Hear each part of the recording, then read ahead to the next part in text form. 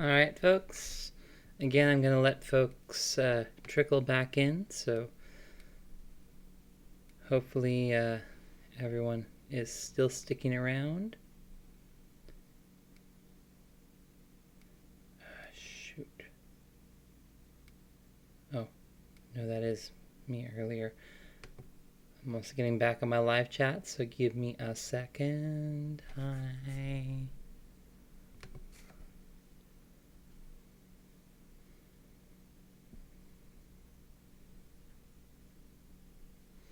Alright, so I'm going to take about a minute, wait for folks to come back in. I see one person has rejoined us. Thank you.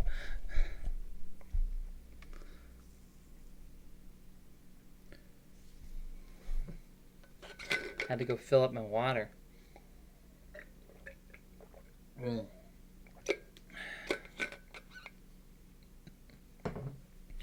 So, this is a short chapter. I may go ahead and just finish this right here in this lecture. You can see that it's only got the 1 page of notes. Most of them are 2. So we may go ahead and just finish interest groups at this point. In that case, if we do that, Thursday is going to be extra credit.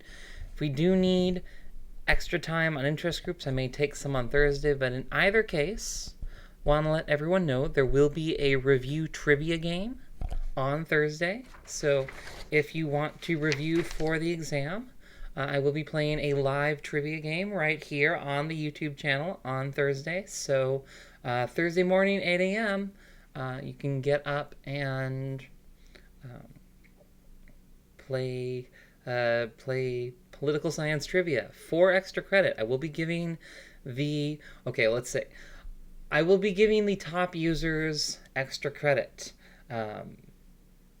Let's say the top 5% of users in the extra credit game will be in the review game will be receiving extra credit on their exams. Again, it will be 4 points or 2 questions worth.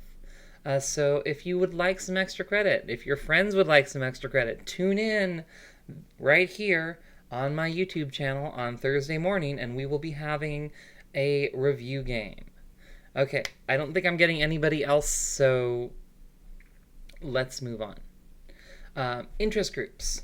In this chapter, we're going to talk about interest groups, what they do and how they do it, whether they have too much power, how they developed over history, and whether or not they're good for America. So, we'll get back to that. What is an interest group? Well, I don't know who put the fancy transitions on my slide. I really don't.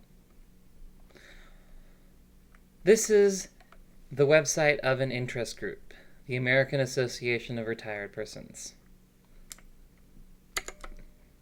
It's a website of the Sierra Club, an interest group. The National Rifle Association, an interest group. AAA, also an interest group. We'll talk about that. An interest group is a group or organization whose goal is to influence government. Often they do so through the use of lobbyists.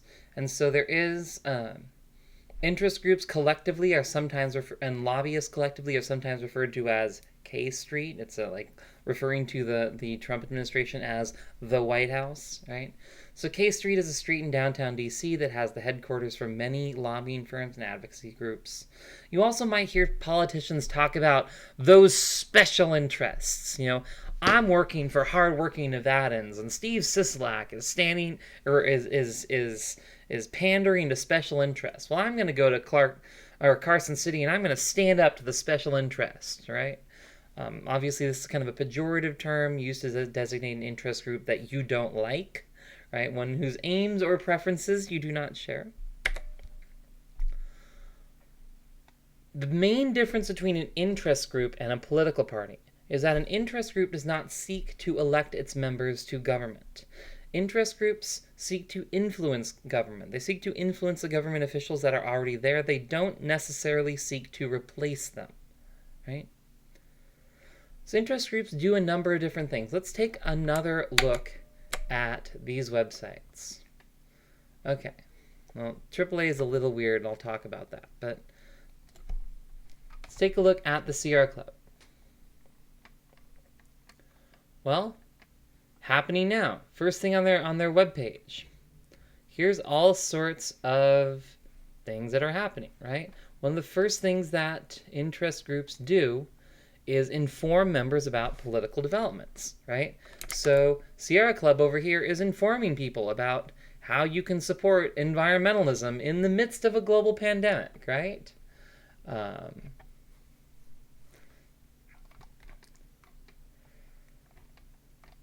going to talk about how to communicate their members' views to government officials, right? A lot of that donating and stuff like that is going to go to hire lobbyists, right?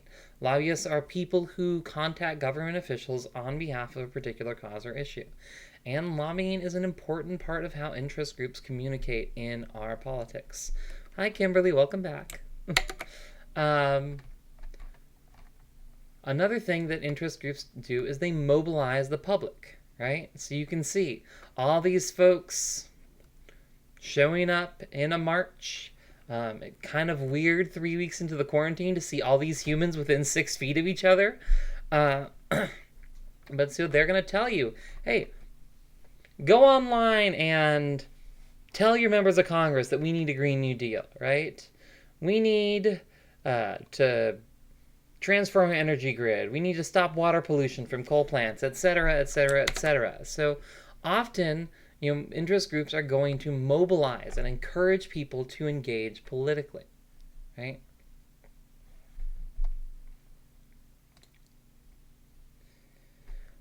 So what do interest groups do for our democracy?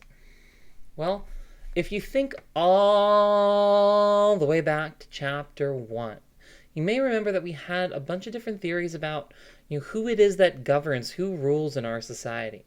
And one of those theories was pluralism. The idea of pluralism is that interest groups are actually the fundamental unit of competition in our society.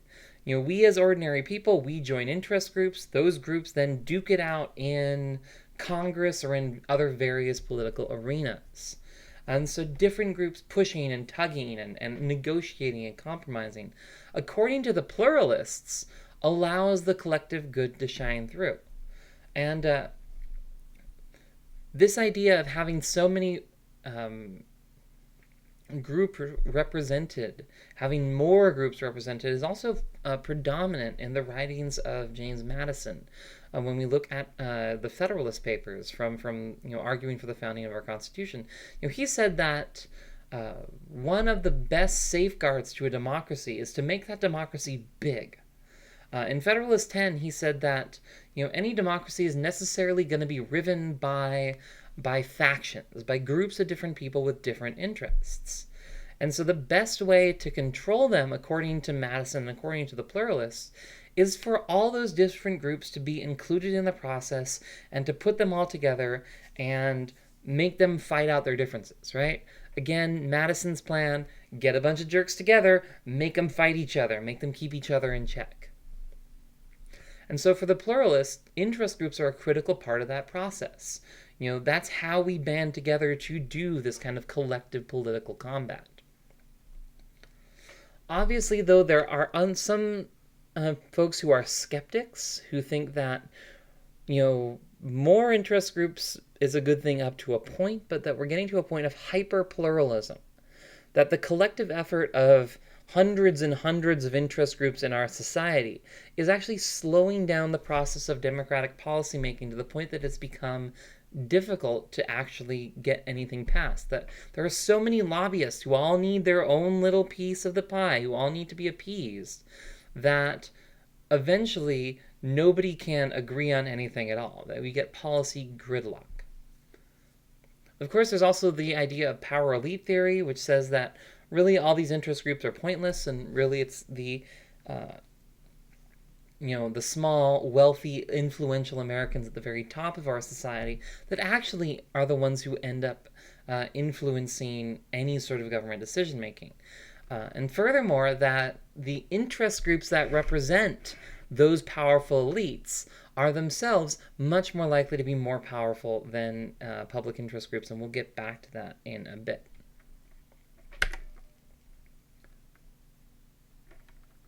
I don't know who added all of the wipes to my slideshow.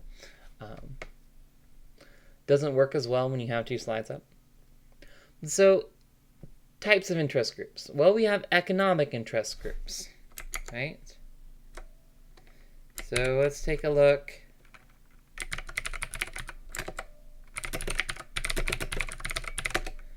Economic interest groups like the U.S. Chamber of Commerce. U.S. Chamber of Commerce, if we look at their About page, they are the world's largest business organization, representing the interests of 3 million businesses. If you look at who they really represent, though, a lot of them are really large American businesses. Everybody has a coronavirus page right now. But so if you're a small business, like Chamber of Commerce will tell you how to survive the pandemic, right?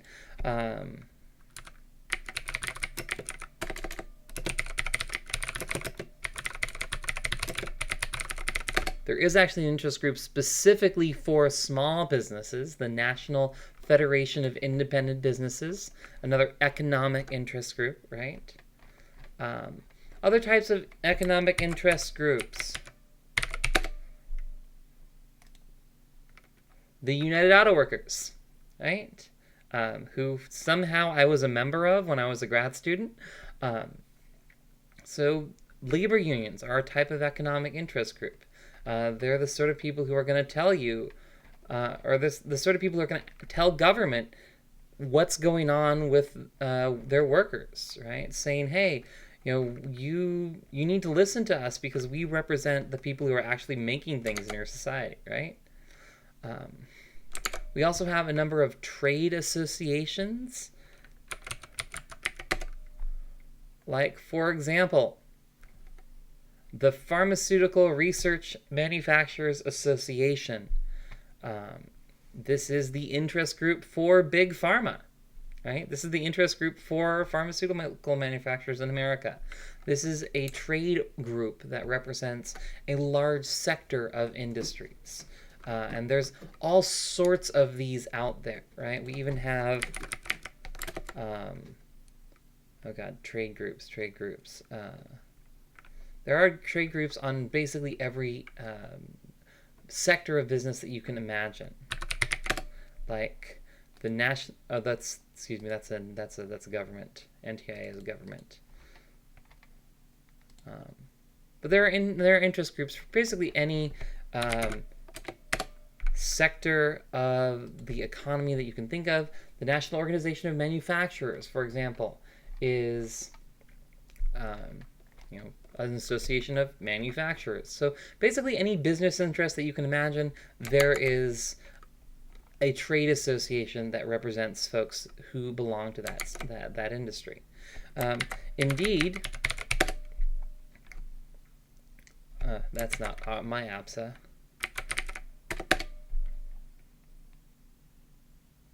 APSAnet.org is the American Political Science Association. Right?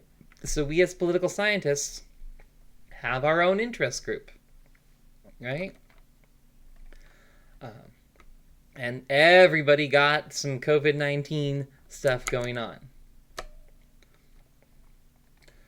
We also have citizen interest groups organized to advance the public interest or some particular cause. All manner of these groups, right? Most of the groups that I showed you, like AARP or the Sierra Club or the NRA, they are organized around a particular interest or a particular group whose interests need to be respected. Some interest groups that I am or have been a member of, the Aircraft Owners and Pilots Association. I think I mentioned before, but I do fly little airplanes.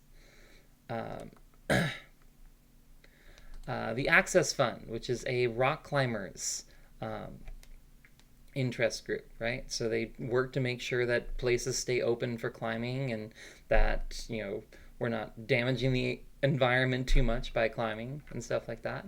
The Electronic Frontier Foundation, which is an interest group that works on digital privacy issues and tries to protect free speech on the internet. All of which, by the way, I strongly recommend. All of these are types of citizen interest groups. Excuse me. There. Now here's the thing with citizen interest groups. What citizen interest groups are trying to get are often what we call public goods. So, kind of hard for me to do this lecture without a chalkboard, but I can do this. So economists classify goods, whether they are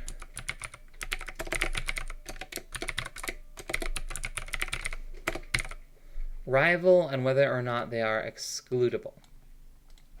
So if something is rival, it means that if I am using it, you cannot also use it at the same time, right? So I'm just looking for something good on my desk. Here's a pen. This pen is rival, meaning that if I am writing with this pen, you cannot also write with this pen at the same time. You could write with a different pen, but you can't write with this pen, right? It's also excludable. Don't start. Tippy, leave her alone. It's also excludable because if I want to, I can take this pen, can put it in my desk, can lock up my desk, I can lock up my house, and you can't touch it if I don't want you to touch it. So therefore, this pen is a public good, right? We have goods that are excludable but non-rival. So, for example, the thing that I like to use is like satellite TV service, right? I try to be resourceful. Satellite TV is literally beaming down on all of us all the time. The signals from satellite TV providers are washing through my body right now. So it's non-rival in that if I put a satellite dish on my apartment and then my neighbor puts a satellite dish on their apartment and then their neighbor puts a satellite, we can all watch satellite TV, right? Without bothering each other. It's non-rival. But it is excludable because if I don't pay my satellite TV bill, DirecTV will cut me off, right? Excuse me, it's not a public good, it's a normal good. Good catch, Kathy. So something that is excludable and rival is a normal good. Most things in the economy are normal goods. Thank you for correcting me on that. Things that are non-rival but excludable are called club goods. So that's like satellite TV. Things that can be that are shared by everybody and can be shared by everybody, but can also be denied to some people. We also have things that are rival but non-excludable. So the example for this are things like fisheries, right? So imagine if I tried to make it illegal to go fishing in like a coastal state like California, right? I mean, in Nevada, we don't have that much in the way of water, so you could probably enforce it. But in California, the ocean's just so damn big. You're never going to be able to stop people from fishing the ocean. But every fish I take out of the ocean is one less fish that's in the ocean, right? So we call these common pool resources. Actually, fun fact, the last political scientist to win a Nobel Prize, we don't have our own, so sometimes we win it for economics. The last political scientist to win the Nobel Prize was a woman named Lynn Ostrom, who won it for her study of the management of common pool resources. But things like forests, fisheries, watersheds, those are all common pool resources. They're rival in that if we overuse them, they will go away, but they're not excludable in that we can't keep people from using them. Finally, and you may be like, why is she going off on this crazy tangent? Finally, it brings me, though, to public goods. Public goods are things that are non-excludable and non-rival, meaning that if they are provided at all, they are provided to everyone equally. right? That everyone's enjoyment of those things is the same. So I'll give you a lefty example and a righty example. Lefty example, clean air. If we put a regulation in place and say that factories have to clean up their polluting smokestacks, well, everyone will get cleaner air, right? Does it matter if you paid for it? No. We can't charge you for a clean air bill and then make you breathe dirty air if you don't pay it, right? Can't do that. Same point, right-wing example, national defense, right? If we provide a national defense for anybody, we provide it for everybody. We can't be like, okay, the Russians are invading. Who paid their invasion bill? We'll protect your houses, right? Obviously, if we protect the country, we protect all of it or none of it. So that's a public good. And the point of that little detour into an Excel sheet was to talk about public interest groups, because public interest groups are often trying to produce public goods. So take, for example, where'd my Access Fund go?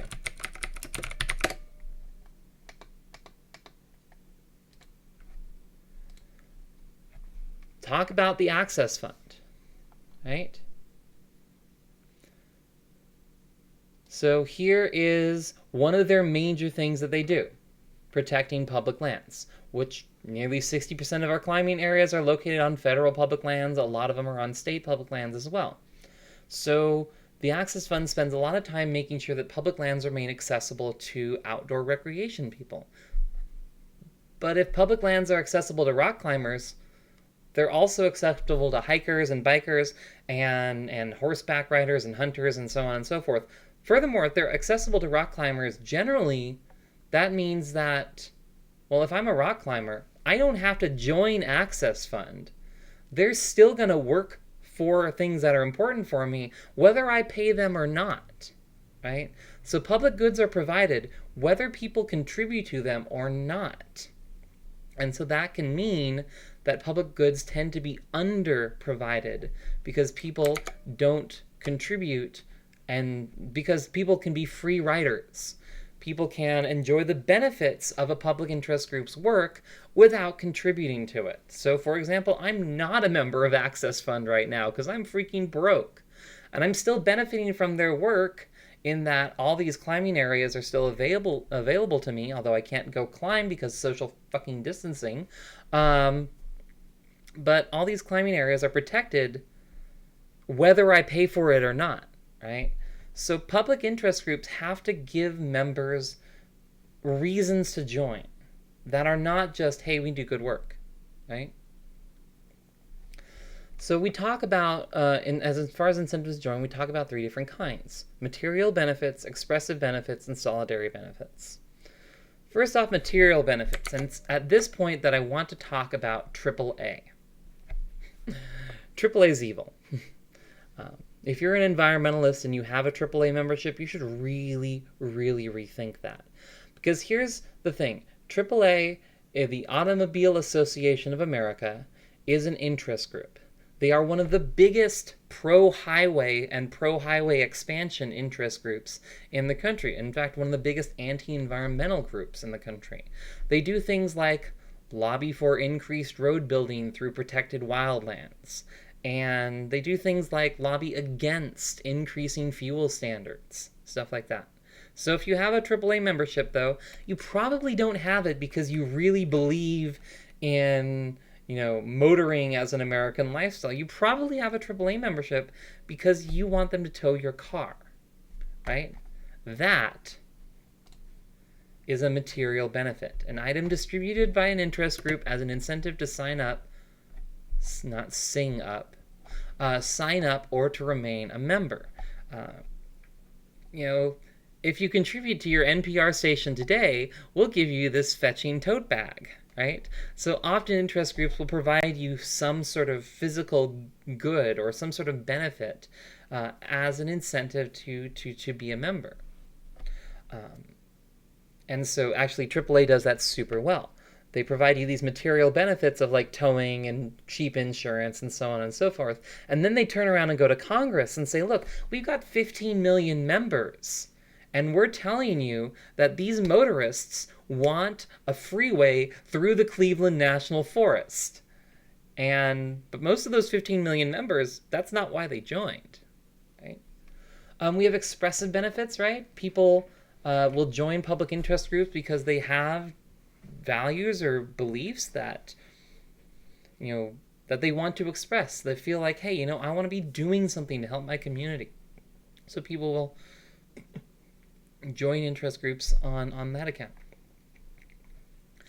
Finally, solidarity benefits. I will tell you that pretty much all of my friends come from activism. I meet people because I go out and engage in activist things, and then it turns out that the people who are also engaging in activist things with me are cool people, right? The people who show up at the environmental protests, the people who show up at the Democratic Socialists of America meeting, those people are people that I like to spend time around. We have a shared commitment, we have shared values. They turned out to be pretty cool folk, right? So you get solidarity benefits, you get social benefits by becoming a part of an interest group. Finally, we can talk about intergovernmental lobbying. One level of government working to influence another. Our government is not a monolith, and we have, you should know by now that power in American government is split up in so many different ways. So Congress lobbies the White House, and the White House lobbies Congress. The federal government lobbies the state government or lobbies local governments. There's constantly attempts by different government officials to influence different or still other government officials within our system of democratic government. And government officials also will lobby interest groups and try and get those groups to come around to their preferred policy. It is part of the negotiation process.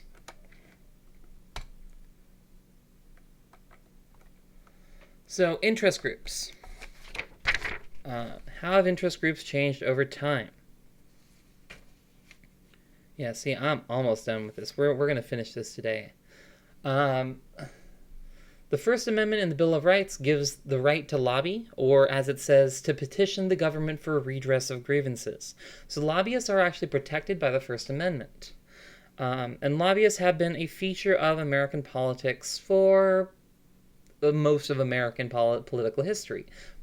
But prior to about the 1960s, interest groups would form around a cause, they'd get that law passed, and then they'd disband, right? You didn't see permanent lobbying groups hanging around. And so by the 1950s, you only had about 200 permanent lobbying groups in the country. And by the end of the 1960s, you had thousands, right? You saw widespread explosion of advocacy throughout the 1960s. Demonstrations for the civil rights and against the Vietnam War increased interest in interest groups, and that interest spread to other areas. And so you saw a vast and relatively swift increase in interest groups active in D.C. starting in about the mid-1960s.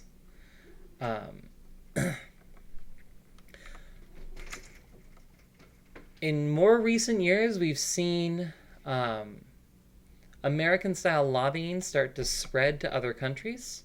It should be noted that most other countries don't do lobbying and interest groups like we do. Typically, in many other countries, they will organize interest into what they call peak groups, where they'll have we're going to have 12 big unions in society, and they're all going to cover big, broad sectors of the economy. So in Germany, for example, when Germany wants to sit down and talk about anything relating to manufacturing policy, there is a German Association of Manufacturers, and there's a labor union called IG Metall that sit down with officials from the national government, and they all sit down and work out policy together. And oftentimes these groups are actually financed by the national government. It is actually federal in Germany's case. But in our case, that doesn't happen, right? In America, it's the free market, and everyone's on their own. And we are starting to see that model become more and more influential overseas as well. Here back at home, we are seeing, back in the 40s or back in the 50s and 60s, it very much was kind of the smoke-filled rooms, backdoor deals, politics of yore. We are starting to see a lobbying corps that is becoming younger, more diverse, and especially more diverse gender-wise. We're seeing a lot more women becoming lobbyists, and we're seeing a lot more people becoming lobbyists on purpose, meaning that like they went to school, they got a degree, and they went to go work for these organizations rather than like, okay, well, I was in Congress for 20 years and then I lost my election, what do I do next? There's still plenty of those like former congressmen lobbyists, but there's also a lot of people now who are lobbyists with master's degrees and PhDs. Right? Lobbying, by the way, has also taken on a decidedly more conservative tone.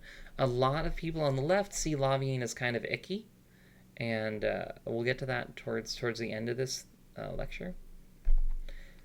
And so you see more people on the right being willing to use that tool.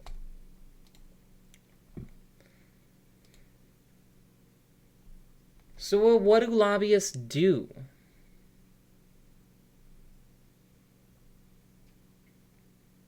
Well, lobbyists have a bunch of different roles they take on in our society, right?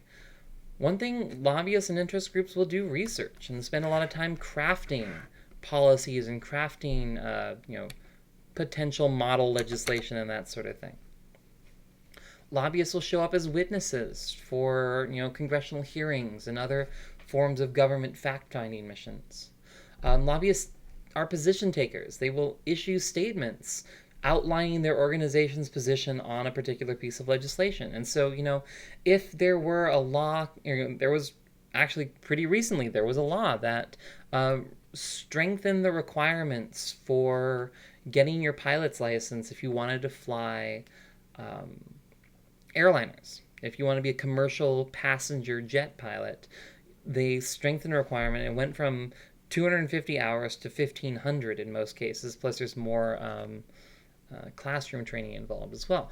And so if you wanted to know how airline pilots felt about that, well, there's an airline pilots union, the National Airline Pilots Association, and they set out a statement about how they felt about that legislation, which was mostly, we think it's going to be way too damn expensive to get this training, and it's going to cause a pilot shortage, which, by the way, we are in.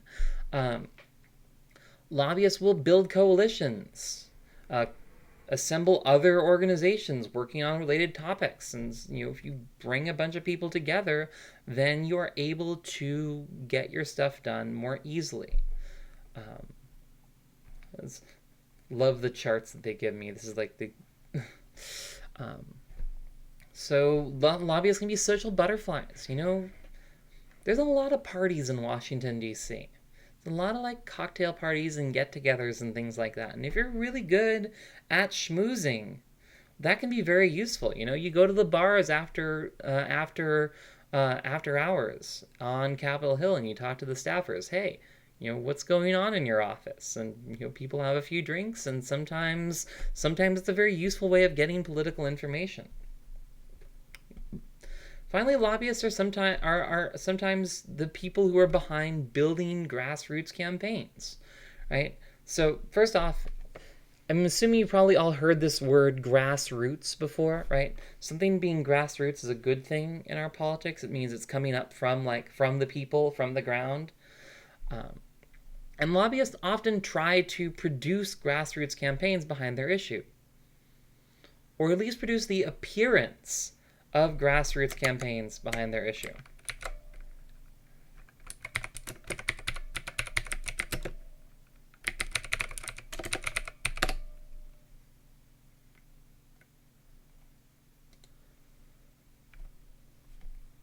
So let's take a look.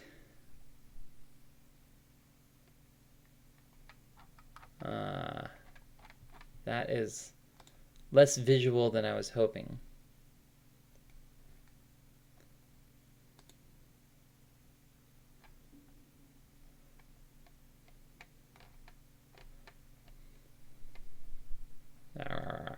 Well, this is actually what I was talking about, but I wanted to get photos of it, and they don't seem to have any photos, and I'm sad about that. But all of those ads were talking about an instance where the American Petroleum Institute, which is a lobbying organization for America's oil and gas industry, they basically accidentally leaked a memo saying that the organization was planning all of these rallies in support of fracking, which is a technique that can open up new oil in previously played out deposits. It also has a habit of making the local drinking water flammable and making Oklahoma now the nation's earthquake capital. But so anyway, this organization planned a bunch of bogus rallies filled with oil company employees in favor of, American energy. Trying to make it look like ordinary citizens were really, really concerned about making sure that oil companies could drill as much as they possibly could. And they got caught. But companies do this all the time. They try to engage in what is called astroturf lobbying, right? So grassroots is, something coming up from the bottom. AstroTurf is fake grassroots. Get it? Get it? Yeah, okay. So they attempt to simulate widespread public engagement on an issue. And you can see this in a lot of places. John Oliver did a great sketch on AstroTurf lobbying where he would go to some of these AstroTurf groups' websites and find all the people who were like, Americans for fracking, and they were all pictures bought on iStockphoto. So stuff like that, right? That's astroturfing.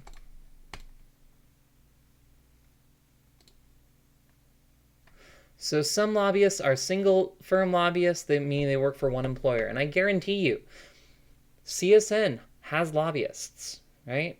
There is a CSN legislative affairs person somewhere on campus. I don't know where, I don't know their name, but I guarantee you they exist.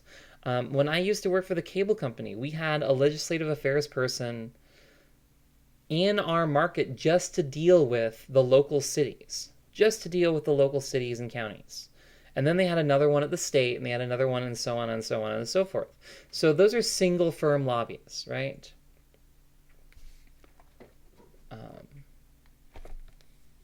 It looks like I'm actually not going to finish this today. I have incomplete notes. That is good to know. We have trade association lobbyists who lobby for places like pharma or the American Petroleum Institute, who lobby for a collection of firms in the same type of business. And then there are some lobbyists, usually the more prestigious ones, who are just hired guns, who will lobby for anybody as long as they get paid the right amount of money, right? Hold on, let me check.